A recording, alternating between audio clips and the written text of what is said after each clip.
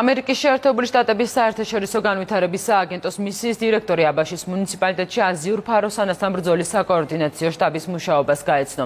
მისიის ახალმა ხელმძღვანელმა, რომელიც სამეგრელოს რეგიონში გაცნობიტი ხასიათის ვიზიტით იმყოფებოდა, დეტალური ინფორმაცია მოისმინა იმ ღონისძიებების შესახებ, რომლებიც მავნებლის საწინააღმდეგოდ მიმდინარეობს. საკოორდინაციო შტაბში გამართულ შეხვედრას საქართველოს გარემოს დაცვისა და სოფლის მეურნეობის მინისტრის პირველი მოადგილე ნოდარ კერესელიძე დაესწრო. მან ხაზგასმით აღნიშნა ამერიკის შეერთებული შტატების საერთაშორისო განვითარების სააგენტოს მხარდაჭერის მნიშვნელობა მავნებელთან ბრძოლის სისტემის ჩამოყალიბებაში და განაცხადა, რომ ამ კუთხით თანამშრომლობა მომავალშიც გაგრძელდება.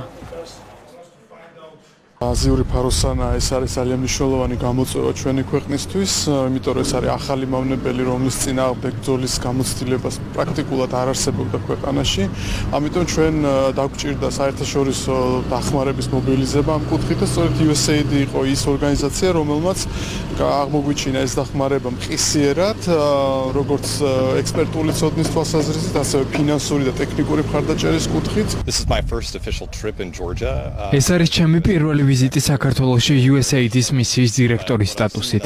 ბევრი ინფორმაცია მივიღე იმის შესახებ, როგორი მნიშვნელოვანი პარტნიორობა აკავშირებს საქართველოსა და ამერიკას, არა მხოლოდ ოფიციალურ დონეზე, არამედ როგორი მეგობრული კავშირები აქვს ქართულ ხალხს ამერიკელ ხალხთან. ჩვენ ვცდილობთ ფაროსანასთან ბრძოლის სხვადასხვა გზები შევიმუშაოთ, რათა თავიდან ავიცილოთ შესაძლებელი სხვა მავნებლები და დავიცვათ სოფლის მეურნეობის სექტორი.